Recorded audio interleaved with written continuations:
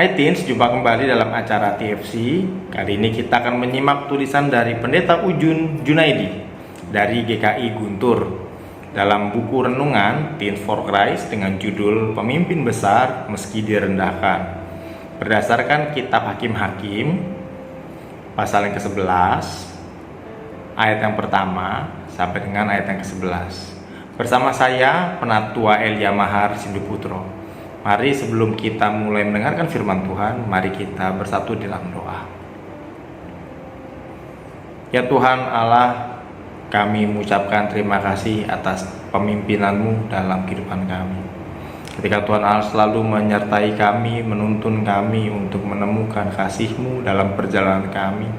Kiranya juga Tuhan menolong kami dengan kuasa Roh Kudus-Mu, agar biarlah kami juga dapat menjadi pemimpin yang meneladani Engkau. Karena kami tahu bahwa kami adalah pemimpin bagi diri kami sendiri, bahwa kami adalah pemimpin bagi kelompok-kelompok yang akan Tuhan percayakan di masa depan nanti. Karena itu Tuhan tolonglah kami untuk bagaimana kami dapat menjadi pemimpin yang baik. Sehingga biarlah dalam kehidupan kami dapat memuliakan nama Tuhan. Di dalam nama Allah Bapa, Putra, dan Roh Kudus kami berdoa. Amin. Yang menjadi pusat perenungan kita pada hari ini adalah kitab Hakim-Hakim pasal yang ke-11 ayat yang ke-7b. Saya akan bacakan untuk kita sekalian ya. Bukankah kamu sendiri membenci aku dan mengusir aku dari keluarga ayahku? Mengapa kamu datang kepadaku sekarang pada waktu kamu terdesak? Nah, judul kita hari ini pemimpin besar meski direndahkan. Teens pernah mendengar fenomena di masyarakat nggak yang akan biasanya muncul tuh di pemilihan umum kepresidenan? Biasanya tuh yang muncul tuh ada kelompok-kelompok yang menggunakan isu-isu tentang masa lalu dan latar belakang seorang calon presiden atau calon apapun gitu ya.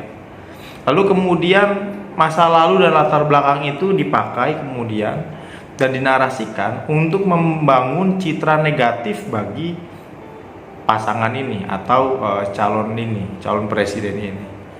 Nah, pengalaman ini yang disebut dengan perusakan citra.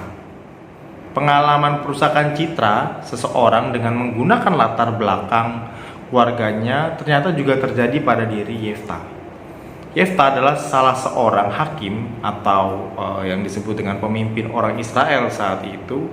Latar belakang ibunya yang berprofesi sebagai pelacur ternyata digunakan dalam langkah politis saat itu untuk menghancurkan citra dirinya si Yefta dan menolaknya sebagai pemimpin orang Israel. Namun Yefta telah menunjukkan bahwa ia adalah contoh seorang pemimpin dengan mentalitas yang kuat meskipun ia pernah dipandang rendah. Tindakan orang-orang yang merendahkannya tidak lantas membuat Yefta mengalami lemah mental, atau kalau zaman sekarang sebutannya kena mental gitu. Maupun ia juga tidak mau merendahkan dirinya sendiri. Hidup harus tetap berlanjut. Teens, pengalaman masa lalu yang mungkin tidak semuanya menyenangkan, ternyata juga dapat meruntuhkan semangat kita dalam berupaya untuk mengerjakan, untuk menggapai sesuatu dalam kehidupan kita. Tidak jarang orang lain pun menggunakan latar belakang tersebut untuk alasan merendahkan atau bahkan menghancurkan semangat kita, semangat juang kita untuk menjalani kehidupan kita. Namun, kisah Yefta ini telah menunjukkan bahwa seorang pemimpin perlu memiliki mentalitas yang kokoh. Perlu juga semangat yang teguh dalam berproses. Jadi nggak bisa setengah-setengah nih.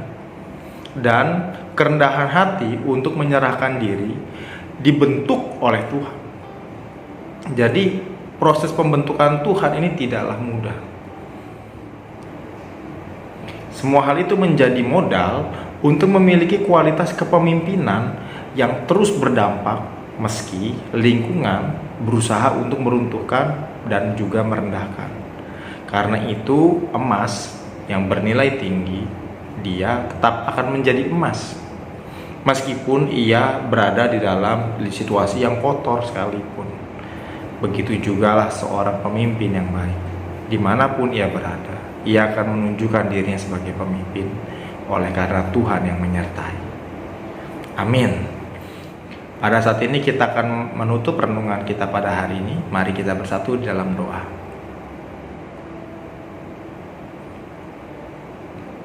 Ya Allah, kami sungguh mengucap syukur bahwa pada hari ini kami diingatkan untuk bagaimana kami dapat belajar menjadi pemimpin yang bukan menjadi pemimpin yang biasa-biasa saja, tapi bagaimana menjadi pemimpin yang Tuhan Allah kehendaki, sehingga di dalam proses kami dalam menghadapi tantangan dunia yang mungkin cenderung untuk merendahkan kami, bahkan sampai berusaha untuk menjatuhkan kami, kiranya Roh Kudus-Mu senantiasa menolong kami, terkhusus bagi teman-teman kami remaja yang mendengarkan renungan saat ini. Tuhan, kiranya menguatkan mereka dengan kuasa Roh Kudus-Mu, dan biarlah Roh Kudus-Mu bekerja bagi mereka, sehingga oleh karena kasih-Mu dalam kepemimpinan mereka, biarlah mereka dapat dimampukan untuk memimpin diri mereka sendiri. Mereka tidak menyerah, mereka tetap bersemangat dalam situasi apapun yang mendesak mereka. Biarlah tekanan-tekanan, biarlah penderitaan yang boleh mereka hadapi, biarlah dalam segala situasi yang juga menyebalkan dapat mereka hadapi bersama dengan Tuhan, dan Tuhan memakai itu semua untuk menjadi pertumbuhan bagi proses mereka menjadi pemimpin. Ini kami Tuhan anak-Mu, kami serahkan anak-anak remaja ini hanya ke dalam tangan Allah Bapa, Putra, dan Roh Kudus. Haleluya, amin. Baik, demikianlah renungan kita hari ini. Jangan lupa subscribe, like, dan bagikan kepada yang lain, supaya yang lain juga belajar jadi pemimpin. Tuhan Yesus memberkati kita. Shalom.